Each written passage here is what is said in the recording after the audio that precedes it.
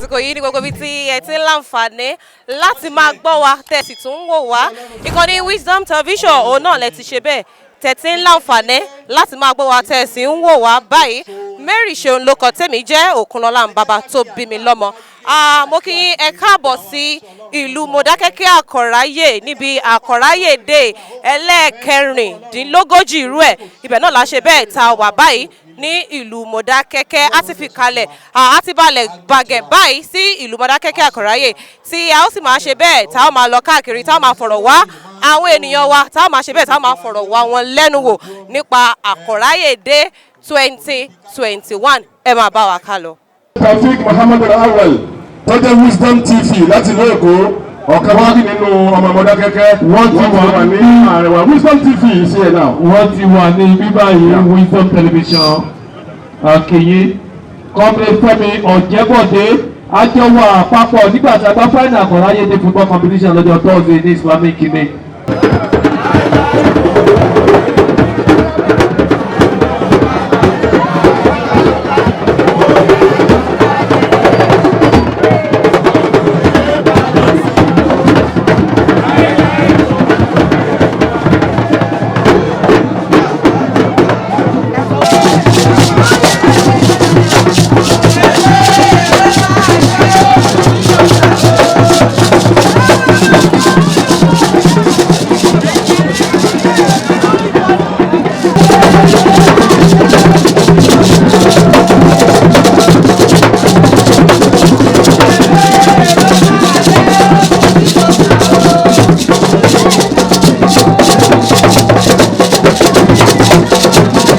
Bàbá tètè dé bí ọ̀nà dẹ̀ fún wa ní àdúrà ìbẹ̀rẹ̀. Mo kí gbogbo ẹgbẹ́ New Glory akáwọn náà káàbọ̀ síbi táwa yìí pẹ̀lú ọkà pàtàkì nínú ọmọ ẹgbẹ́ wọn ọmọọba Fẹ́mi Ọ̀jẹ́bọ̀dé ẹ káàbọ̀ sáàrin wa. ọlọ́mọ ti ìlú Èkó ọmọ ni ẹkú ìjókòó. lẹ́ẹ̀kan sí i bàbá wa tí wọ́n jẹ́ bàbá ọjọ́ òní wọ́n ti wà ní ìkàlẹ̀ bàbá wa Pastor Cedric bàbá ti wà ní ìkàlẹ̀ bàbá tí wọ́n jẹ́ father of the day Pastor Cedric Oyèyẹmí Oyèdọ̀tun wọ́n ti wà ní ìkàlẹ̀ akínyé bákan náà.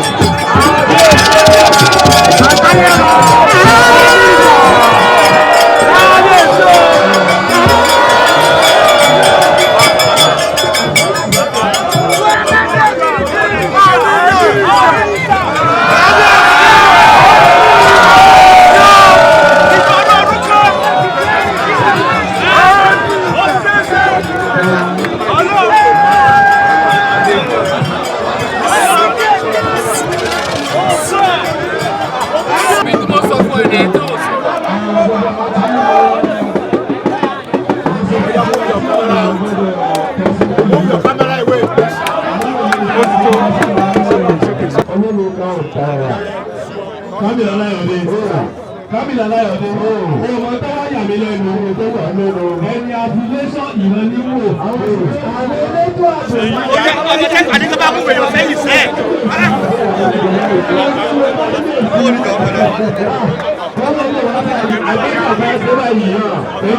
orúkọ mi ni honourable Lawal Mojeed Túndé alága Ifẹ̀ East Central ICD Modákẹ́kẹ́. òní ní 38th Àkọ́ráyè Day celebration. ìta fi máa ń gbọ́ra jọ ni pé Modákẹ́kẹ́ ìlú tó nífẹ̀ẹ́ ni wọ́n dẹ̀ mọ́ ń fẹ́ kí wọ́n mọ ibi tí àwọn ọmọ wọn bá wà kán wálé káwọn náà káàkiri ìlú kán wo ìrànlọ́wọ́ tán lè ṣe fún ìlú yìí tó fi lè dàgbàsókè. ọjọ́ òní ó tún jẹ́ ọjọ́ àyájọ́ tó jẹ́ pé àwọn tó ti lọ láti ọdún tó lọ wọ́n á wálé àjọ fikùn lukùn jọ sọ̀rọ̀ then nǹkan kan àbí méjì tẹ́nì kọ̀ọ̀kan bá lè ṣe wọ́n fowó ẹ̀ sílẹ̀ láti gbé ìlú ìga síwájú sí. àyájọ́ ọjọ́ yìí ó ti ṣe ọ̀pọ̀lọpọ̀ oore fún wa nínú ìlú yìí. ó jẹ́ kó mọ ìlú tó ń jẹ́ Modákẹ́kẹ́. ó jẹ́ kí Modákẹ́kẹ́ wọ́n mọ ipa tí Modákẹ́kẹ́ pé ní tó ń kó ní ìpínlẹ̀ Ọ̀ṣun àti orílẹ̀ Nàìjíríà lápapọ̀. Modákẹ́kẹ́ olùfẹ́ àlàáfíà ni wá a dẹ̀ máa ń ṣiṣẹ́. oore ńlá ni dé yìí ló ṣe fún wa because ọ̀pọ̀lọpọ̀ àwọn iṣẹ́ àkànṣe tí a ò rọ̀gbọ̀kú léjọba ńlá ń fowó kínní yìí ṣe. a ti fi owó Àkọ́ráyè Day yìí a ti fi kọ́ gbọ̀ngàn ìgbàlódé, a ti fi kọ́ ilé ìwé ìfowóránṣẹ́ ìyẹn post office, a ti fọ́ police station, a fi kọ́ ọjà Adédoyin àtàwọn nǹkan mèremère bẹ́ẹ̀ bẹ́ẹ̀ tí a lè dárúkọ. Yorùbá bọ̀ wọ́n ní ọmọ tó sọ ilé nù ó sọ àpò ìyàkọ́. òsínbẹ̀ èèyàn ṣe lè wà láyé tí ò ní ibi tí wọ́n ti bí ó yẹ kí èèyàn fi ìfẹ́ hàn sí ìlú ẹ̀. Quran sọ pé ibùn ìwà tọ́ni ara àgbàgbọ́ ni pé kéèyàn nífẹ̀ẹ́ ìlú èèyàn. ẹni tí èèyàn bá nífẹ̀ẹ́ ìlú èèyàn yóò mọ ìyà tó ń jẹ ìlú ẹ̀. agbára tó bá ní á lè ṣe láti ràn dúnà lọ́wọ́ àtàwọn èèyàn kọ̀ọ̀kan tó wà nínú ẹ̀. ó ṣe pàtàkì gẹ́gẹ́ bí ọmọlúwàbí èèyàn láti máa rántí ìlú ẹ̀ sí dáadáa. gbogbo mọ́kàn rọ̀ wọ́n àwọn èèyàn tí wọ́n wà lókè òde tó jọ ọmọ Modákẹ́kẹ́ tí wọn kì í fẹ́ wálé kán mọ̀ sọ lẹ́nu torí ọ̀pọ̀lọpọ̀ àwọn èèyàn náà ń ṣe ń padà wálé tó pé àwọn òbí wọn ti wà nílùú òyìnbó pẹ́pẹ́pẹ́pẹ́ bọ̀ táwọn òbí yẹn ti kú síbẹ̀ táwọn ọmọ òmọ́lé mọ́ tí wọ́n sì nílò ìrànlọ́wọ́ ìlú yìí tí wọ́n ṣẹ̀ṣẹ̀ wá ń dìde láti máa ṣe ìfúnfínlẹ̀ káàkiri. eléyìí ò bójúmu tó. ẹ jẹ́ ká fọwọ́ gbóyà ká sọmọ ìta ká fi ìlú wa ká fi yangàn ká mọ irú ẹ̀yà tá a ti wá.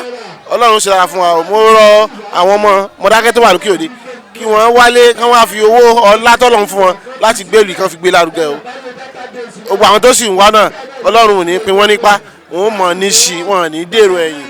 a ṣe ọ̀pọ̀lọpọ̀ ọdún yìí láyé àtẹ̀mí àtẹ̀yìn a jọ sọ̀pọ̀lọpọ̀ ẹ̀ láyé lóye pẹ̀. Idris Animasaun Chief Imam of Modákẹ́kẹ́. ìdí tá a fi kóra wájọ ni pé à ń ṣe ọdún Àkọ́ráyè Day. àwọn sì ní imam tó yẹ pé àwọn náà ni wọ́n ṣe àdúrà bẹ̀ tó yẹ pé náà máa ṣe bẹ́ẹ̀ lọ́dọọdún. òun náà ni wọ́n sọ yẹn ó ti di mẹ́rìndínlógójì. iṣẹ́ pàtàkì rẹ̀ ni pé tẹ̀ bá wo inú alukuran ó sọ fún wa pé ká wà ní ìṣọ̀kan. èyí náà ló jẹ́ pé gbogbo ọmọ Modákẹ́kẹ́ tó wà lókèrè àwọn náà máa ń wá sílé tí ìtọ́ka sí bẹ́ẹ̀ ní kuran pé wà tásìmọ̀ bẹ abdullahi jẹ̀míyà wàlá tafaraku wàsukuru ní mọ̀tàlẹ́ àlẹ́kùn ìsìkúntò àdá fáwọn bàbá yìí náà kúló bìkún. bọ́n tó ti lọ náà wà á wá kálukú náà wà á jọ máa yọ̀ mọ́ra abẹ́ pé èèyàn ń ṣe ọdún. ìmọ̀ràn bàbá fún wọn òun náà ni pé ọ̀rọ̀ tí ànábì sọ fún wa ni pé ó bolẹ̀ wá tọ́ nímọ̀ lè mọ́ ni ká nífẹ̀ẹ́ sí ìlú ẹni ọwọ́ inú gbọ́ lọ́wọ́ bá gbọ́ kódà kí èèyàn mọ́ nífẹ̀ẹ́ sí ìlú ẹ̀ kálukú tó bá wà ní òkè ọmọ rántí pé ilé ni àbọ̀ sinmi oko òun náà lọ yẹ. Bishop Dr. W. Obisasa JP. ọdọọdún la máa ń kóra wájọ àjọ̀dún tó pa gbogbo ọmọ Modákẹ́kẹ́ pọ̀ nílé lóko lẹ́yìn odi tọdún ìlà ń ṣe lọ́wọ́ yìí. a máa ń kóra gbapọ̀ láti kówó jọ fún ìtẹ̀síwájú gbogbo tá a ti ṣe àti míì tá a tún ṣe. tẹ́ bá rí họ́ọ̀lù wa àgọ́ ọlọ́pàá gbogbo kan tá a ti ó wà ń bẹ eléyìí báyìí nísìnyí tá a tún fi ṣe ó ti wà nílẹ̀. ó ṣe pàtàkì fún gbogbo ọmọ Modákẹ́kẹ́ pátápátá nílé lóko lẹ́yìn odi. ẹ rí i pé kábíyèsí náà jókòó tọ́ a kì í jẹ́ kí ẹnikẹ́ni ṣe ohunkóhun ní àkókò yìí wọn ò gbọ́dọ̀ sáyẹyẹ títí ọjọ́ òní fi máa kọjá. bẹ́ẹ̀ ni o tẹ́ni náà bá rí ẹ rí i pé tọdún tí ẹ yàtọ̀ ẹ wo kábíyèsí nífẹ̀ẹ́ wọn mọ ránṣẹ́ ni fúnra wọn ni ẹ wá gbogbo lọ́balọ́ba tá a pè gbogbo náà wá lọ́dún yìí inú wa sì dùn sí wọn. kò sí ọmọ Modákẹ́kẹ́ tí ò kà sí o kò sí gbogbo wọn ló kà sí pátápátá. tẹ bá wò káàkiri kò síbi tí wọn ti wá so tá a bá kàn rí ìbá díẹ̀ tí ò wá àmọ̀ràn mi fún ọ ni pé ká máa darapọ̀ mọ́ wa káwọn náà lè mọ ti ń lọ nílùú tá a ti bí wọn. Gbogbo àwa olùfilọ́lẹ̀ pátápátá, distinguished guests, distinguished Modákẹ́ sons and daughters, men of the security outfit, gentlemen of the press, ladies and gentlemen. It is always such a privilege and honor to be in the assembly of Modákẹ́ sons and daughters from various walks of life and from locations far and near. It also gladdens my heart to stand before our distinguished guests this morning. I am humbled to be the deliverer of this address, formally welcoming you all to this 36th edition of Akoraye Day. Many here will recall that the first Akoraye Day was held some 38 years ago when our then community leaders put minds together and resolved that leaving the community development in the hands of the government alone will not assist a community like ours enough. In the interval between the first edition and this one, our town had witnessed many events, both positive and negative. Some can be described as cataclysmic and devastating in their effect, some of which are still with us till today in this community. We have also been blessed with heartwarming progress at individual and community levels. On balance, we have every cause to keep giving thanks to Almighty God that Modákẹ́ still exists and is waxing stronger. Whatever is achieved as community progress is normally an aggregation of the achievements of individuals, particularly those who contribute their treasure, time and talent directly to the community. Every one of such, from lowest to the mightiest, must be acknowledged. To everyone who has been contributing to the progress of Modákẹ́, kindly accept the heartfelt gratitude of your land of birth, not minding its delivery from this pedestal. Between the last Akoraye Day and this one, it has pleased God to help up accomplish the following. 1. Maintenance of peace, both in the community and our villages. 2. Keeping contact with the law enforcement agents with a view to further maintain peace. 3. We have donations from individuals and the group. A. MPU London donated borehole to Oba Adedoyin Market. They just donated another borehole to Isuyare area yesterday. A son of Modákẹ́, Mr. Jide Animashaun, gave scholarship to some secondary school students. C. Mr. Kayode Sowade donated a 60 kV generator to the palace with the promise to maintain it for the first 2 years. Engineer Femi Olatoye has donated 500 liters of diesel to the generator. D. Modákẹ́ Advancement Initiative donated 300 pairs of uniform to less privileged primary school pupils and 10,000 exercise books to all primary schools in Modákẹ́, among others. 4. Completion of the small hall in the palace for the use of chiefs. This was achieved with support of MPRG Modákẹ́ Club 1. 5. Sealing and tiling are ongoing in the civic center. The work is a bit delayed because the contractor failed to fulfill its promise. We are mounting pressure on it. 6. Appointment of new OSA. It is sad to report that the former OSA of Modákẹ́, Chief Sunday Adio, died during the year. We commiserate with the Ogunsua, the Olosaku family, and the entire people of Modákẹ́ on his demise. Because of the importance of OSA in the chieftaincy arrangement of the community, a new OSA, Chief Akinremi, has been appointed. Appreciations to His Imperial Majesty Oba Adeyeye Enitan for promptly giving his consent to the appointment. On the flip side, Recurring peace disturbing flare-ups are reminders that the community peace that we seek and desire is still likely fragile.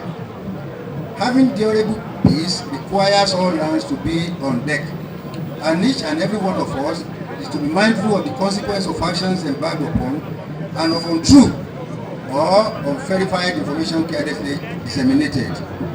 For example, lọ́jọ́ kan tí àwọn ọlọ́pàá lọ sọ́nà Tòrò, Òṣogbo wà lálẹ́jọ́ ìtàn pè mí pé wọ́n ti pa sójà sọ́nà Tòrò. Gbogbo olùfẹ́ tútàjọ́ yẹn, ibi tí wọ́n bá ti pa sójà, ibi ó di irú ni, Ọlọ́run ní jáde gbogbo Mọ̀rẹ́kẹ́ o. MPU has been cooperating with the peace-seeking personalities and law enforcement agencies to ensure that our citizens do not live in intimidation or be afraid to pursue their lawful means of livelihood. Our target for this year's Akwaraa Day is 500 million naira. With the caliber of individuals here with us today, we shall be happy that our hope is achieved before the end of today's program. While thanking the Akwaraa Day Committee under the chairmanship of Barrister Kola Fatoye for a successful outing, I, on behalf of the MPU executive and the entire Moreke community, welcome you all and wish you journey mercies back to your various destinations. Thank you and God bless. Àkòráyè o. Mi ò máa gbóhùn yín dáadáa, Àkòráyè o. A kú oríire òní. Ní agbára Ọlọ́run Olódùmarè àti ẹ̀sìn ìdálẹ̀ ilẹ̀ Káàárọ̀ Oòjíire. Bá a ṣe ṣọdún yìí, a tún máa ṣe tẹ̀mí o. Mo kí gbogbo orí adé tó wà ní ìkàlẹ̀ látorí bàbá dáadáa, bàbá Káṣá máa ṣe dáadáa, bàbá Ògúnṣúà ti Mọdákẹ́kẹ́. Ọ̀pọ̀lọpọ̀ yín lè má mọ̀ o, Ọlọ́run Olódùmarè ó ní bó ṣe máa ń ṣe ọlá ẹ̀. Ènìyàn ló mọ̀ ní Ọlọ́run ló mọ̀ la o. Bàbá tó wà lórí ìtẹ́ yìí, èmi tí mo wà lórí ìtẹ́ Oòduà,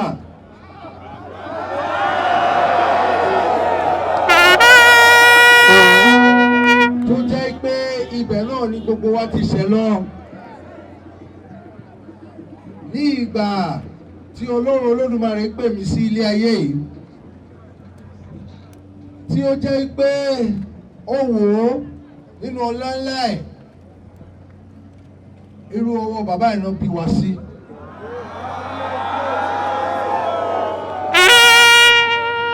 Tí bàbá ò mọ̀ pé orí ṣì ń gbé àwọn bọ̀ wá dé ní Mọdákẹ́kẹ́, tí èmi náà mọ̀ pé orí tún padà gbé mi bọ̀ wá dé adé ní Ilé-Ifẹ̀.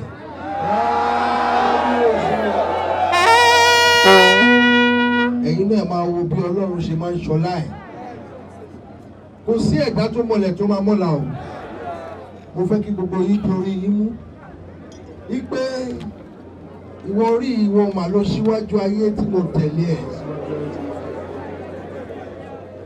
Ìrìn àjò mi ó mà dọwọ́ ẹ̀ orí. Má jẹ́ kí n wá sílé ayé lásán. Má jẹ́ kí n bá wọn tayò láì jẹ́lé ayé òun. Mo mà ti bímọ. Mo mà ti lọ́kọ. Mo mà ti láyà. Bí Ọọ̀ni Ifẹ̀ ṣe ń sọ̀rọ̀ lénìí, tí ó jẹ́ pé kò sẹ́ni tó mọ̀la pẹ̀lú kábíyèsí bàbá Ògúnṣúà ní ìgbà tí Ọọ̀ni wà kékeré. Ọlọ́run gbé wọn dé ipò ọlá yìí. Ó gbé bàbá Ògúnṣúà dé ipò ọlá yìí. Èmi náà ti bí ọmọ o. Mi ò mọ nǹkan tọ́mọ mi máa dà lọ́la. Nǹkan rere ni kọ́mọ mi dà o. Nǹkan rere ni kọ́kọ́ mi dà o. Kò sẹ́dá tó mọ̀lẹ́ tó máa mọ́la o. Kò sẹ́dá tó mọ̀lẹ́ tó máa mọ́la. Ẹ má mú orí ilẹ̀ o. ẹ dìímú dáadáa torí pé ìtàn ńlá mo sọ fún ilé nìyí ẹ wá àwọn bọ́lá ń ṣe ṣọlá ẹ̀ ní gbogbo ayé yìí kẹ́ máa ṣe dáadáa ni o kò sẹ́ni tọ́lọ́run ò lè gbéga o kò sẹ́yìn kankan tó mú kankan wá sí ilé ayé kò sẹ́ni tó máa mú kankan lọ. Àkòráyè o ṣàmọ̀ ẹgbẹ́ mo fẹ́ràn yín púpọ̀ púpọ̀. Àkòráyè o Àkòráyè o Àkòráyè o gbogbo àdáwọ́lé yín a máa yọrí sí rere. Inú mi máa ń dùn, ayọ̀ mi máa ń kú tí máa wà láàrin yín. Mo tiẹ̀ máa ń yan fandafanda. Pàápàá jùlọ gbogbo àwọn ọ̀dọ́ ìlú. Ẹ̀yin lẹ́nu ìlú o. Bẹ́ẹ̀ ni àbí bẹ́ẹ̀ kọ́? Mo fẹ́ rọ̀ yín. Mo fẹ́ rọ̀ yín púpọ̀ púpọ̀ ẹ jọ̀ọ́ jẹ́ ká gbé pọ̀ ní ìrẹ́pọ̀. Mo bẹ̀ yín o. Kò sí níbi tí a ti ń ṣèlú tí àwọn kùdìẹ̀kùdìẹ̀ ò ní síbẹ̀ o. Ṣeré mi bí mo ṣe dúró yìí, àlàáfíà ni mo fẹ́ o. Ilé iṣẹ́ ni mo fẹ́. Irú ogun tẹ̀mí fẹ́ jà nìyẹn o. Èmi ò já ogun ká gbébọn ká gbọ́pẹ̀ ká gbàgbá o. Ogun bí ilé iṣẹ́ ṣe máa wọ ilẹ̀ Ifẹ̀, nílùú Mọdákẹ́kẹ́, nílùú Ifẹ̀, ní gbogbo ilẹ̀ Ifẹ̀ tí ọ̀dọ́ aríṣẹ́ ṣe ogun yẹn mo fẹ́ o. Èmi ò fẹ́ ogun yìnbọn. Mi ò fẹ́ ogun ọ̀kọ̀, mi ò fẹ́ ogun àdá. Èmi náà fẹ́ kí gbogbo àwọn ọ̀dọ́ Mọdákẹ́kẹ́ tó bá dọ̀la káwọn ọmọ wọn di gómìnà ló bá tán. Mo fẹ́ ní ọ̀la gbogbo àwọn ọ̀dọ́ Mọdákẹ́kẹ́ bẹ́ẹ̀mi àti bàbá Ògúnṣúà náà ṣe wà níbi 40 ọdún sẹ́yìn, 500 ọdún àti bẹ́ẹ̀ bẹ́ẹ̀ lọ tí a mọ̀ pé bó ṣe máa rí lẹ́nìí rèé. Èmi náà fẹ́ kí gbogbo àwọn ọ̀dọ́ Mọdákẹ́kẹ́ kí wọ́n di mínísítà. Ìyẹn wá ń kọ́. Mo tún fẹ́ kí gbogbo àwọn ọ̀dọ́ Mọdákẹ́kẹ́ àtàwọn náà àtọmọ wọn kódà ní orílẹ̀-èdè. Mo fẹ́ kí gbogbo àwọn ọ̀dọ́ Mọdákẹ́kẹ́ àti àwọn àgbà ṣẹ́rẹ́ àwọn àgbààgbà Mọdákẹ́kẹ́ yẹn wọ́n tí àgbà bá ṣubú kí ló máa ṣe? Ọmọdé aṣubú kí ló ṣe? Èyí tí àgbà fi ń jẹun nìyẹn. Wọ́n ti lo ìgbà àárọ̀ wọn, wọ́n ti lo ìgbà ọ̀sán wọn, ìgbà alẹ́ wọn lọ́wọ́ o. Wọ́n pẹ́ o. Lágbára Ọlọ́run Olódùmarè wọ́n pẹ́. Ṣé wá rí àwọn ọ̀dọ́ yẹn, ọ̀dọ́ ló ní ìlú, ẹ̀yẹ wá pẹ́. N tó bá dùn yín lọ́kàn ẹ tètè sọ síta. Mo súnmọ́ àwọn ọ̀dọ́ yín dáadáa. Ó ní bó ṣe lè rí mi àwọn aṣojú yín. Ẹni tó bá fẹ́ jagun fún ara ẹ̀ ní o. Ó fẹ́ dá jagun fún ara ẹ̀ ní o. Tó bá lè dá jagun á dá yà jẹ.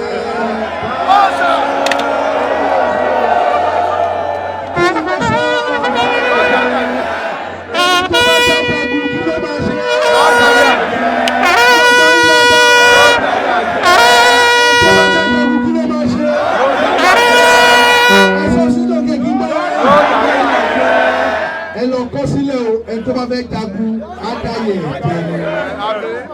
Ọọ̀ni ìrìṣà ti sọ̀rọ̀. Ṣé ẹ ti gbọ́ mi àbẹ́ ẹ̀gbọ́n mi? Ó máa ń ṣe mí bẹ́ẹ̀ ń pé kí n má lọ mọ́ ni. Àkòráyè.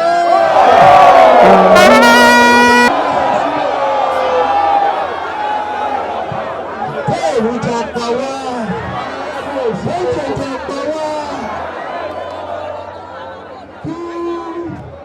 Dàgbẹ́rù wò kí atẹ́gùn kó jọ pé wọn kó jọ dúró sí wọn lára. Wọ́n ní ẹni tí òjò pa, tó lè pa, kí ó máa bá ìṣe òní pa wá.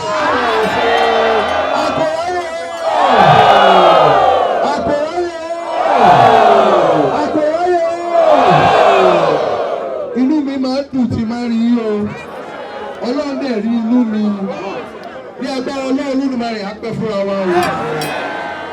Ẹ jọ̀ọ́ gbogbo àwọn tó bá fẹ́ ṣe ìjọ̀gbọ̀n tó fẹ́ ṣe jàgídíjàgan ẹ jẹ́ kí wọ́n ṣe fúnra wọn o. Ogun iléeṣẹ́ ńláńlá làwọn fẹ́ jà. Ẹ jẹ́ kó lọ́ máa jagun fún rẹ̀. Ayé tètè di ayé ọ̀làjì, ayé ti lujára nísìnyí o. Ayé lujára púpọ̀ púpọ̀. Tó bá gbé wàhálà wá lọ́nà kan ọ̀jọ̀kan a máa mú wọn. Tó bá jẹ́ ìyẹn náà mo tó gbangba sùn lọ́yẹ̀ o.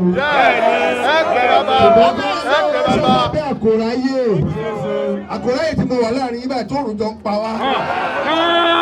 Ẹ má fi búrẹ́dì kó wa lómi ọbẹ̀ jẹ mọ́. Kò sẹ́ni tí ò fẹ́ ṣoríire láyé. Kò sẹ́ni tí gómìnà wù. Kò sẹ́ni tí ìlọsíwájú òwú. Ayé ọ̀dọ́ yẹn da woro sí woro. Àbí ṣé ẹ̀ dá woro sí woro mọ̀? Ṣé kí n ta yín sí woro sí woro? Ṣé ń ta yín sí? Ṣé ń ta yín sí? Olùdíje ọ̀rẹ́ máa mú ẹ olùdíje àti máa yà. Ẹ jọ nítorí tọ́lọ́run. Àwọn tá à ń ṣèlú òjú báyìí náà lọ. Ẹni tó bá fẹ́ fàjọ̀gbọ̀n mo bẹ̀ yín lórúkọ Ọlọ́run ẹ má dá lóhùn. Ẹ wo bí ìlọsíwájú ṣe máa dé ni. Pásítọ̀ Shedrack mo gbóhùn yé pásítọ̀ ẹlẹ́fẹ́ fún mi ní ọmọ àkòráyè méjì mẹ́ta àtẹ̀jẹ́ ní ẹjọ́ pásítọ̀ Shedrack méjì ò tó mi o méje ó lè bá mi ṣe mẹ́fà ẹ̀ bá mi ṣe mẹ́fà ṣé ká dúró lónìí ìgbà wọn kó mẹ́fẹ̀ẹ́fà bọ̀ àfi gbà wọ́n mo ń retí o pásítọ̀ Shedrack ìfẹ́ tó wà láàrin wa ní agbára Ọlọ́run Olódùmarè iná ọ̀fẹ́ náà ò ní kú o.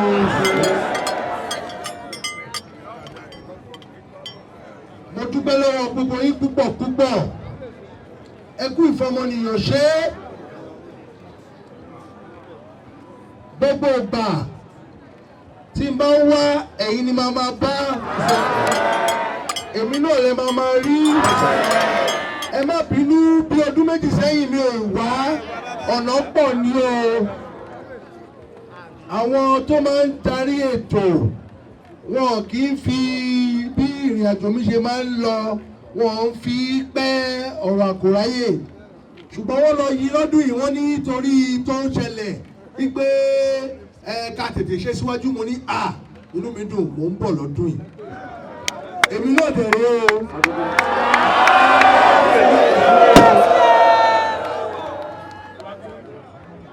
Èmi náà ní láàrin yí o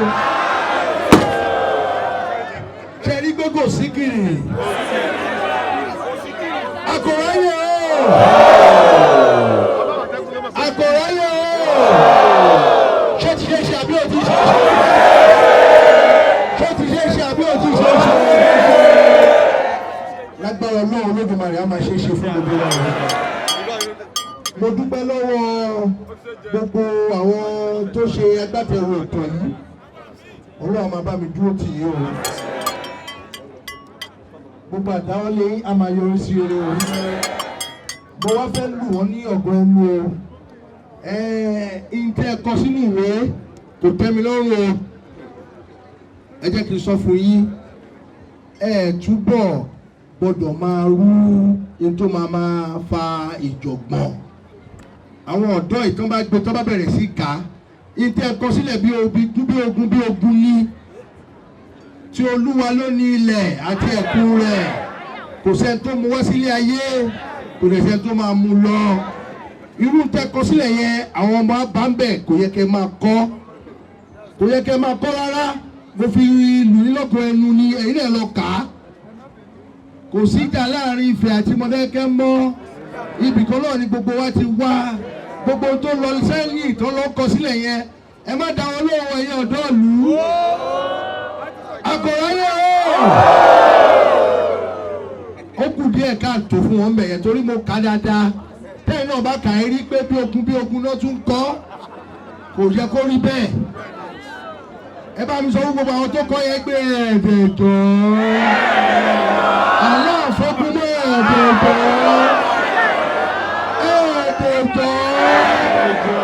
aláàfọ́kúnmọ́ ẹ̀ẹ́dẹ̀ẹ̀dọ̀.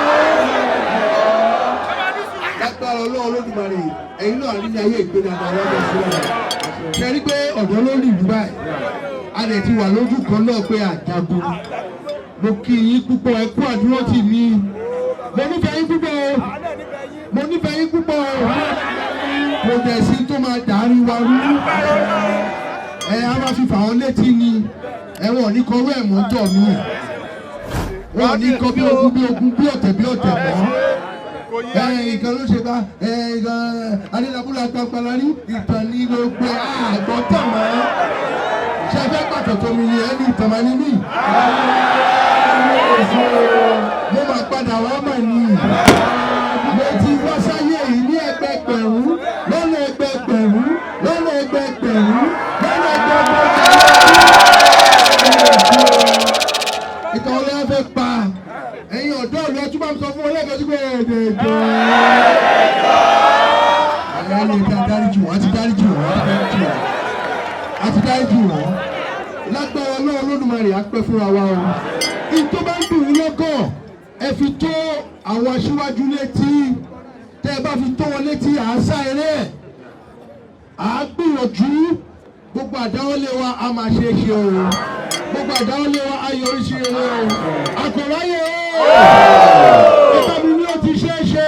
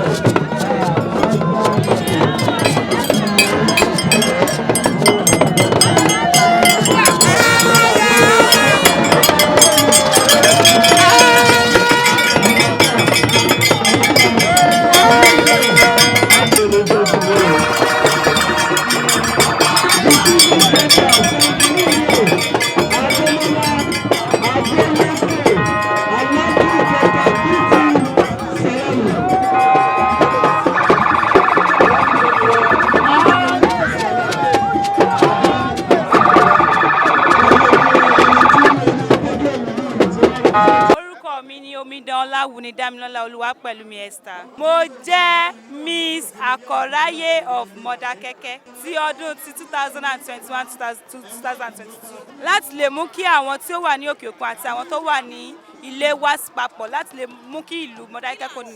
À ń ṣe ọdún Àkọ́ráyé. Pàtàkì Àkọ́ráyé ní ìlú Mọdákẹ́kẹ́ ni pé láti mú kí àwọn tó wà ní òkè òkun àti àwọn tó wà nílé láti wá papọ̀ láti jẹ́ kí ìlú Mọdákẹ́kẹ́ kí ó dàgbà sí láti lè mú kí development àti ìdàgbàsókè wá sí ìlú Mọdákẹ́kẹ́. Orúkọ mi ni ọmọọba Adékúnlé Táíwò Elijah. Mo jẹ́ ọmọ bíbí ìlú Mọdákẹ́kẹ́ ní bíbá. Ọjọ́ àyájọ́ ìlú wa tá a pè ní Mọdákẹ́kẹ́ Àkọ́ráyé Day. So ó dẹ̀ pọn dandan fún àwọn ọmọ ìlú tó jẹ́ ọmọ bíbí ìlú Mọdákẹ́kẹ́ láti wá ṣe ojúṣe wọn tá a máa ń ṣe ní ọdọọdún. Iṣẹ́ Àkọ́ráyé ó pọ̀ púpọ̀. Àkọ́kọ́ ó jẹ́ kí ó jẹ́ àsìkò tí gbogbo wa máa ń wá sí ilé tá a máa ń ṣe àyájọ́ tá a máa ń ṣe mọ̀mí-mọ̀ àwa tá a ti wà ní ìdálẹ̀ tá a máa wálé láti gbé ìlú wa lárugẹ. Tí ọdún yìí yà mí lẹ́nu púpọ̀ torí pé àwọn tí mi ò lérò pé wọ́n wọlé wá wọ́n wálé látòrí bàbá wa Ọ̀jájá Ẹnìtàn so àti àwọn lọ́balọ́ba àwọn níjòyè so mo ti gbàdúrà wípé tọdún tó ń bọ̀ wọn ò ní ṣe ní ẹ̀yìn wa. ẹ pẹ́ fún wa o mo kí bàbá wa Ògúnṣà kejì Àkọ́ráyé ọba Mọdákẹ́kẹ́ ọba Moses Oyèdìran Oyèdìran Àjọmbàdì kẹta kábíyèsí alákọ̀ráyè ọmọ akọ̀ráyè pẹ́ fún wa o ní kánjú lọ ṣẹwàá ìkú ní kánjú táyé o àwa la máa wá lágbára Ọlọ́run ẹ̀yin náà la máa bá a sì máa bá iláyọ̀ àti àlàáfíà ní mo wá kí gbogbo àwọn olórí adéládéládé eléyìí tí mo mọ̀ àti eléyìí tí mi ò mọ̀ mo kí gbogbo àwọn àgbààgbà mo kí ọkùnrin mo kí olóbìnrin mo kí ọlọ́mọdé mo kí àgbàlagbà mo tún kí ìyàwó mi Olúwatóyìn Lydia ọmọ wọn ní Mọdákẹ́kẹ́ Àkọ̀ráyè bó tilẹ̀ jẹ́ pé ọmọ Ìjẹ̀ṣà lèmi tèmi mo dúpẹ́ lọ́wọ́ ní o mo dúpẹ́ lọ́wọ́ ẹ̀yin ọ̀dọ́ ìlú orí ọ̀dọ́ ló ń ṣèlú ẹ má bínú àgbàlagbà náà ń ṣèlú o ṣùgbọ́n ọ̀dọ́ ló nílùú ó ti ń yẹ yín kò ní yẹ ẹ́ lẹ́ o àkọ́kọ́ mi tí màá kọ́kọ́ wá rèé ìgbà tó wá sọ fún mi mọ̀ pé mo jẹ chairman ká ní pé mo mọ̀ pé chairman ni mí ni màá múra alága wálé ṣùgbọ́n nǹkan tó sọ fún mi ni wípé wọ́n fẹ́ fi ìyàwó mi jẹ alága obìnrin ọjọ́ náà ó dẹ̀ wo èmi náà kémi náà tẹ̀lé ìyàwó mi wá èmi náà ní ọdún ilẹ̀ Ìjẹ̀ṣà ìwúde Ìjẹ̀ṣà mo kí bàbá wa Rọ́mọlára o kábíyèsí ọ̀pẹ́ bẹ́ẹ̀ o tó sì jẹ́ pé odidi náà ni èmi nílẹ̀ Ìjẹ̀ṣà ṣùgbọ́n tí mo bá fẹ́ ṣe àṣeyọrílégbé mo gbọ́dọ̀ kọ́kọ́ wá tọ́jú ìyàwó mi náà kí n tó padà lọ ilé bàbá náà ti ń retí mi mo kí gbogbo àwọn tá a jọ kọ́wọ́ rìn wá mo kí ọkùnrin mo kí obìnrin mo kí àwọn àna mi o wọn àkóyán mi kẹ́rẹ́ ní Mọdákẹ́kẹ́ ṣùgbọ́n bó ti rí sí báyìí àágbá ní bó bá ṣe mọ ni ká ní pé mo mọ̀ pé èmi ni alága ni bí wọ́n ti sọ fún mi ṣáájú ọmọ rí odó lèmi náà láì di oògùn mọ́ ó tó yàn lù pa ṣùgbọ́n ìyàwó mi ni mo bá wá ní èní tó bá wá di ọdún tó ń bọ̀ tẹ́ ẹ bá wá fún mi ṣe alága ṣùgbọ́n lórúkọ èmi àti ìyàwó mi lórúkọ Ìbítóyè a fi mílíọ̀nù méjì sílẹ̀ ẹ̀rọ wa máa ń lè jẹ́.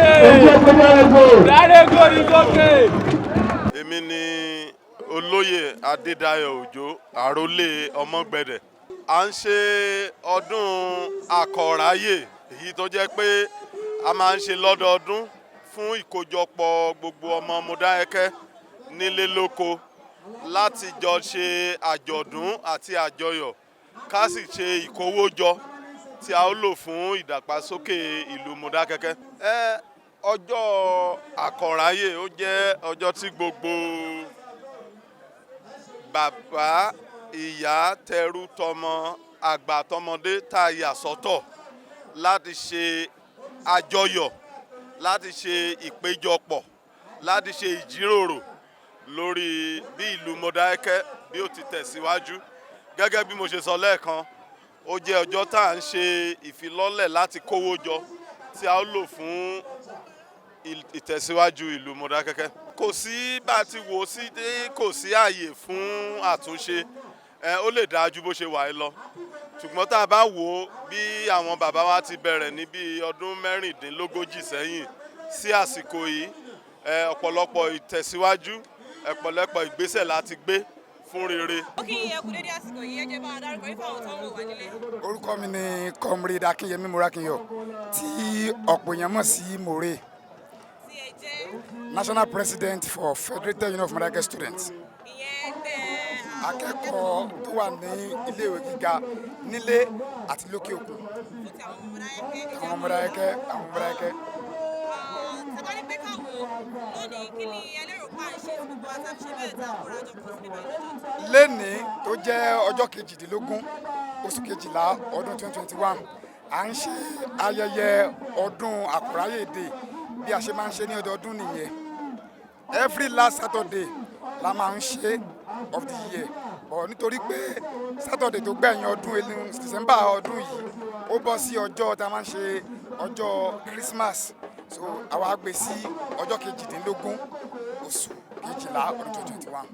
sábà ní pé ká wò ó láti bí ọjọ́ méjì mẹ́ta kan báyìí a ti ń gbọ́ Àkòráyè Day lọ́tùn Àkòráyè Day lọ́sì kí ni ìṣe pàtàkì Àkòráyè Day ìtàn ní pàtó nílùú Mọdákẹ́kẹ́? Àkòráyè Day jẹ́ ohun tó ṣe pàtàkì fún gbogbo ọmọ Mọdákẹ́kẹ́ nílé lóko nítorí pé ó jẹ́ àǹfààní láti jẹ́ kí gbogbo wọn wá sí ilé àwọn tó ti wà lókè òkun àwọn tó wà nílé á kóra wa jọ pọ̀ á ṣe wẹ̀jẹwẹ̀mu á tún wá rèézi owó á kó sókè fún ìdàgbàsókè ìlú Mọdákẹ́kẹ́ bí a ṣe máa ń ṣe nìyẹn. ẹ̀yin gẹ́gẹ́ bí ọ̀dọ́ kí ni ẹ̀yin rò tó jẹ́ ìkọra sí àwọn ọmọ ìlú Mọdákẹ́kẹ́ tí wọ́n jẹ́ ọ̀dọ́ gẹ́gẹ́ bí yín nípa ti Àkòráyè Day iṣẹ́ àwọn ọ̀dọ́ ṣọ́ ń wá bó ṣe yẹ kó wá? Nípa oore ọ̀fẹ́ Ọlọ́run àwọn ọ̀dọ́ ìlú Mọdákẹ́kẹ́ àti àwọn akẹ́kọ̀ọ́ wọ́n ń ṣe dáadáa fún ìlú Mọdákẹ́kẹ́ fún ìdàgbàsókè ìlú Mọdákẹ́kẹ́ tí a bá wo àwọn tá a jẹ́ student dáadáa ó ní ohun mèremère tí a ṣe sí ìlú Mọdákẹ́kẹ́ ara ẹ̀ ní kíní bọ́ọ̀dù tó wà níwájú police station student ló ṣe é a tún fẹ́ ṣe bọ́ọ̀dù kan sí Ọbándé báyìí student ló ṣe à ń ran àwọn ọmọ akẹ́kọ̀ọ́ tó wà nílé ìwé gíga náà lọ́wọ́ àtàlákọ̀ọ́bẹ̀rẹ̀ nípa kíkọ́ wọn láti ṣe debate láti ṣe quiz láti kó wọn jọ àwọn tí àwọn ń ṣe nìyẹn àwọn ọ̀dọ́ ìlú Mọdákẹ́kẹ́ wọ́n ń ṣe dáadáa àti nílé àti lóko fún ìdàgbàsókè ìlú Mọdákẹ́kẹ́. bàbá wa ní ká wòye gẹ́gẹ́ bí olórí àwọn akẹ́kọ̀ọ́ nílùú Mọdákẹ́kẹ́ tẹ̀ tí wọ́n s'Àkòráyè Day láti tó bí ọdún mélòó báyìí. mo ti ń wá báyìí s'Àkòráyè Day ó ti tó bí ọdún méje báyìí sẹ́yìn. ká sọ pé torí pé ẹ jẹ́ olórí akẹ́kọ̀ọ́ fún àwọn ẹ jẹ́ olórí fún ẹgbẹ́ akẹ́kọ̀ọ́ ìlú Mọdákẹ́kẹ́ tó bí àtòrí ẹ̀ lè ṣe láǹfààní láti wà níbí lọ́dún. rárá ọdọọdún ni màá ń wá síbí báyìí ṣe pé torí pé mo jẹ́ ààrẹ ọdọọdún ni màá ń wá ibà torí mo jẹ́ ọmọ ìlú Mọdákẹ́kẹ́ ní agbára Ọlọ́run màá ti di stakeholder nígbà yẹn màá ti gbéjọba lẹ̀ ẹlòmíì àti wà ń bẹ̀ so màá tẹ̀lé wọn wá lágbára Ọlọ́run gẹ́gẹ́ bí ọmọ ìlú àti stakeholder fún films. kí wàá ní ìmọ̀ràn yín fún àwọn tí wọ́n jẹ́ ọ̀dọ́ àti Mọdákẹ́kẹ́ lápapọ̀ tí wọ́n ò ka àyájọ́ ọjọ́ Àkòráyè Day tí wọ́n kà sí? Nínú ọmọ ẹ̀yìn Jésù a ní Júdásì nínú wọn so kò pọ́sibú ká má rí Júdásì nínú àwọn ọ̀dọ́ náà ṣùgbọ́n ìmọ̀ràn mi fún àwọn tó jẹ́ Júdásì nínú àwọn ọ̀dọ́ ni pé kí wọ́n lọ yí ìwà wọn padà kí àwọn náà wá máa ṣe sí ìlú Mọdákẹ́kẹ́ Jerusalem tàwa lélẹ́yìí kò tá a bá lọ òkè òkun a tún padà bọ̀ wá sí ilé ara àwọn ọ̀dọ́ kọ̀ọ̀kan bẹ́ẹ̀ tí wọ́n lọ sókè òkun tó padà wálé ara wọn ni ẹnjìnà Fẹ́mi Ọlátòyè ara wọn ni ẹnjìnà Káyọ̀dé Sowore wọ́n ń ṣe dáadáa fún ìlú Mọdákẹ́kẹ́ so ìmọ̀ràn mi fún wọn ni pé kí àwọn náà kàn yí padà kí wọ́n máa wá ṣe sí ìlú Mọdákẹ́kẹ́. Àmín àmín àmín àmín àmín àmín. Mọdákẹ́kẹ́ Àkòráyè ìlú ìbílẹ̀ wa tìfẹ́ ti sọ̀kẹ́ lọ fi ń bára wa lò àmọ́ sí àyè akíkanjú làjẹ́ ọ̀tá àlẹ́ wọn ṣe lásán ni. Orí ẹyẹ kò ní sáré fẹ́yẹ Ọ̀yọ́ ilé ibẹ̀ láti ṣẹ wá o láti wá tẹ̀dó pẹ̀lú ìṣọ̀kan ẹ̀yẹ àgọ́ ló fún wa lórúkọ Àkòráyè tá ń jẹ́ àgbàjẹ́ ògúnṣùwọ́pọ̀ òtúkámọ́ o àdúgbò orí tó sọ wá lódìdí. Mọdákẹ́kẹ́ Àkòráyè ìlú ìbílẹ̀ wa tí wọ́n ti sọ̀kan lọ fi ń bára wa lò àmọ́ sí àyè akíkanjú làjẹ́ ọ̀tá àlẹ́ wọn ṣe lásán ni. Orí ẹyẹ kò ní sá of the greatest suicide. Articulate suicide. Ever conscious sí wọn. Of the greatest lẹ́wọ̀lẹ́rẹ́. Kúlúkúlú. Ẹ ṣé o. Àkòráyè o. Àkòráyè o. Àkòráyè o. A kú ọdún a kú yèdú o. APC. APC. Ìlérí Olúwa. Lẹ́ẹ̀kan sí. 4+4. Títí gbọ́dọ̀ Oyètọ́lá. Wẹ̀gbẹ́ kí lórí. Oyètọ́lá. Ẹ̀yin ń kọ́. Oyètọ́lá. Iwájú ẹ̀ bó ni. Oyètọ́lá ló wà bẹ́ẹ̀. APC. Oyètọ́lá ló wà bẹ́ẹ̀. Mo kí gbogbo Mọdákẹ́kẹ́ tó sí. Mọdákẹ́kẹ́ oko. Ọdún yìí yóò ṣe àsọ̀pọ̀lọpọ̀ lọ́dún tó bá yẹ máa ṣe náà tí máa bọ́ sí. ẹ má gbàgbé Mọdákẹ́kẹ́ ìlú olówó ni ìlú olókìkí ni ìlú tí ò ní bẹ̀rù bá àgbà òfurufú iwájú náà máa lọ àdékẹ́dà. eléyìí tí ń bọ̀ lápá ọlọ́run ọdún tí ń bọ̀ gómìnà wa tó rí àlùfáà báyìí láti fi àdúgbò náà ń bọ̀. ó yẹ ìṣàbí ó ṣe é ṣe. ó ti ṣe é ṣe. lọ́dún èsì bá ti wá náà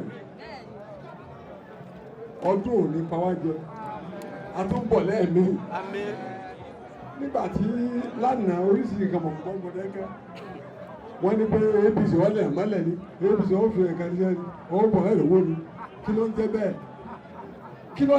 ẹ̀mọ́ tó ń pèlè APC kí ló ń pèlè APC ìjọba òkè ìjọba àárín ìjọba àṣàlẹ̀. wọ́n pé ọjọ́ òní jẹ́ ọjọ́ àjọ̀dún Àkọ́ráyèdè ní Mọdákẹ́kẹ́ tí gbogbo wa máa ń ṣe ní ẹ̀ẹ̀kan lọ́dún the last Saturday of the month but ọdún yìí jẹ́ pé the Saturday tí ó tẹ́ máa kágun sí ọjọ́ ọdún ọjọ́ ká ṣe ní ọjọ́ kejìlélógún oṣù kejìlá ní 2021. Àkọ́ráyè jẹ́ ìlọsíwájú àti ìgbòhósókè fún ìlú Mọdákẹ́kẹ́ àti ìtẹ̀síwájú ìlú Mọdákẹ́kẹ́. A dúpẹ́ lọ́wọ́ Ọlọ́run tí ọjọ́ òní ló jẹ́ ìkẹrìndínlógójì ní tí a ti bẹ̀rẹ̀ Àkọ́ráyèdè tó dẹ̀ jẹ́ pé nínú ibẹ̀ làwọn ọ̀pọ̀lọpọ̀ àwọn ìlú ti ṣe àríkọ́ṣe fún wa torí àwọn Mọdákẹ́kẹ́ lákọ́dá dé ilẹ̀ ní gbogbo àdúgbò yìí ìyẹn nípínlẹ̀ Ọ̀ṣun àti káàkiri gbogbo orílẹ̀-èdè Nàìjíríà. Mo dúpẹ́ lọ́wọ́ Ọlọ́run níwọ̀n ìgbà tí mo ti wà tí mo rẹ̀ ti gbẹ́jú ni mo ti ń wá sí bí Àkọ́ráyèdè torí èmi gan gẹ́gẹ́ bí ẹnìkan mo lé ní 50 ọdún báyìí àti ọdún mélòó kan. Àrẹ̀mọ Adébánjọ Ọ̀jẹ̀dèjì. Mọdákẹ́kẹ́ Àkọ́ráyèdè ó là ń ṣe ẹlẹ́ẹ̀kẹrìndínlógójì rẹ̀ 36th edition. Àsìkò tá a máa ń kórajọ pọ̀ ní Mọdákẹ́kẹ́ tó wà nílùú òyìnbó tó wà ní òkè òkun tó wà lẹ́kọ̀ọ́ l'Ábújá gbogbo wa ń wálé láti jókòó ṣèkówó jọ fún ìdàgbàsókè ìlú Mọdákẹ́kẹ́. Àsìkò láti tún ríra wa ni àwa tá à ń gbélé láti tún mọ́ra wa fún ìdàgbàsókè Mọdákẹ́kẹ́ ló wà fún. Mẹ́rìndínlógójì rẹ̀ gbogbo ẹ̀ ló fẹ́ sojú mi tán pátápátá torí bí tán BBC ni. Ọmọ Mọdákẹ́kẹ́ kọ́ńtà wọn kì í wálé wọn lówó lọ́wọ́ wọn wàá ràn lu wọn lọ́wọ́ wọn pọ̀. Màá fẹ́ fàsìkò yìí rọ̀ wọn àwọn tó ń lówó lọ́wọ́ wọn jọmọ ìlú yìí káwọn náà wálé bá a ṣe ń ṣe lọ́dọọdún nìyí. Wọ́n fọwọ́sowọ́pọ̀ pẹ̀lú àwọn Mọdákẹ́kẹ́ Progressive Union wọ́n bá ń ṣe nílùú tán bá wà kàn dá sí ìdàgbàsókè Mọdákẹ́kẹ́ ló jẹ ètò ológun. Àwọn kan dìde o tí wọ́n ń ṣe dáadáa lọ́dọọdún bọ̀ àwọn kan wà tí wọ́n kọ́ bí ara sí tí wọ́n kára mọ́ kí wọ́n dìde wọ́n bá wa sowọ́pọ̀ pẹ̀lú ẹ̀. Mo kí olórí wa ní APC the apex leader. Leader. Ṣìbòlówó ṣàṣàlù ẹ kó wa jẹ̀pẹ̀ lágbára Ọlọ́run. Mo kí gbogbo ẹ̀yin ọmọ ẹgbẹ́. APC. APC. AP and C. Wẹ̀gbẹ́. Mọdákẹ́kẹ́ o. Ẹ má jẹ́ kí wọ́n fi búrẹ́dì kó yín lómi ọbẹ̀ o. Ẹ má jẹ́ kí wọ́n fi búrẹ́dì kó yín lómi ọbẹ̀ o. Ìjọba tó wà ń ta báyìí ó nífẹ̀ẹ́ wa Mọdákẹ́kẹ́ o. Lágbára Ọlọ́run bá a ṣe ṣe Àkọ́ráyè ọdún yìí láṣẹ mi. Mi ò ní sọ̀rọ̀ jù because mo sì láwọn náà fẹ́ sọ̀rọ̀. Ní orúkọ APC Mọdákẹ́kẹ́. Ẹgbẹ́ olóríire. Àdà fún ẹ. Ní orúkọ fámìlì tèmi fún Àkọ́ráyè 2021 ẹ má bínú sí mi 500,000. Ẹ ṣe wọn ọdún ayabo. Orúkọ mi ni Olókèbánjọ Prince Olókèbánjọ à ń ṣe Mọdákẹ́kẹ́ Day Àkọ́ráyèdè 2021 láti jẹ́ kí gbogbo ayé mọ̀ pé Mọdákẹ́kẹ́ ó wà nínú ìlú pàtàkì nínú Ọ̀ṣun state so Mọdákẹ́kẹ́ ló kọ́kọ́ start day tán ṣe èyí ló pé 36 years tá à ń ṣe Àkọ́ráyè Day tí gbogbo olùdẹ́ ń kọpí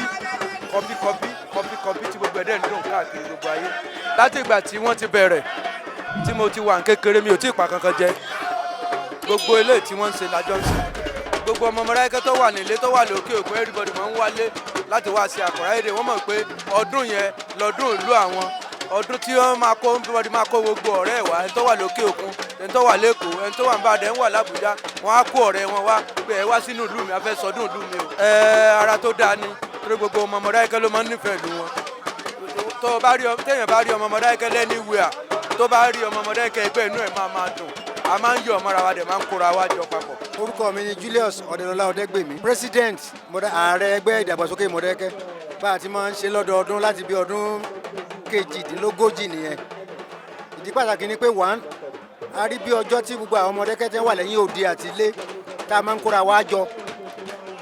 Ìkejì ni pé a fi máa ń kówó jọ fún ìdàgbàsókè Mọdákẹ́kẹ́ ilé ìtìjọba àbá lè ṣe ká lè ṣe fúnra wa láti kówó jọ fún ìdàgbàsókè Mọdákẹ́kẹ́ láti péjọ mílíọ̀nù. Àkọ́ráyè mo kí kábíyèsí wa Ògúnṣúà Mọdákẹ́kẹ́. I stand on all other protocols. Mo kí gbogbo ọmọ bíbí Mọdákẹ́kẹ́, all the well-wishers of Mọdákẹ́kẹ́ town. Mo kí my leader, the apex leader, Chief Asalu. Mo kí Honorable Amusan, my leader. Mo kí Alhaji Kolawole in absentia, also our leader. Mo kí everybody tó yọjú tó wá tó kàkún wípé ó yẹ kó wà níbí lónìí lórí ayẹyẹ Àkọ́ráyè Day. Mo kí àwọn PDP náà tó rárá wa náà ni wọ́n sì ń bọ̀ ní APC.